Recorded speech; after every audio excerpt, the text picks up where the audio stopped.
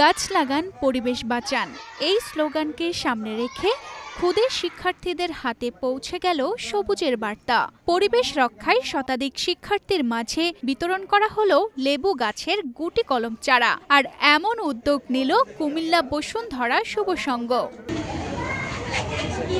13 August বুধবার সকালে কুমিল্লার শহরতলির শাসনগাছা নজেল কেয়ার একাডেমি প্রাঙ্গণে আয়োজিত এই কর্মসূচিতে উপস্থিত ছিলেন কৃষি সম্প্রসারণ অধিদপ্তরের উপপরিচালক আইয়ুব মাহমুদ, গোমতী সংবাদের সম্পাদক মোবারক হোসেন, বাংলাদেশ প্রতিদিনের প্রতিনিধি মহিউদ্দিন মোল্লা ও নয়েজ কেয়ার একাডেমির পরিচালক মোহাম্মদ আব্দুস সালাম। চারা বিতরণ অনুষ্ঠানে বক্তারা বলেন, গাছ লাগানো অনেক গুরুত্বপূর্ণ এবং শুভ কাজ।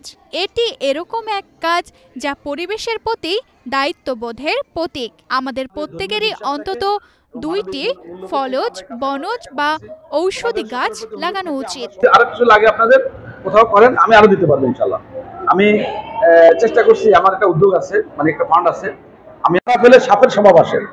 সাপের স্বভাবে কি হয়, একজনকে ছবল দিয়ে মেরে ফেলে, তার কোনো উপকার লাগে না। লেবু গাছের গুটি কলমের চারা পেয়ে উচ্ছ্বাসে মেতে ওঠে ক্ষুদে শিক্ষার্থীরা। বাড়ির আঙিনা ও ছাদে গাছ লাগানোর প্রতিজ্ঞা ব্যক্ত করেন তারা। তানজিদা রহমান, ইনায়া, বাংলাদেশ প্রতিদিন।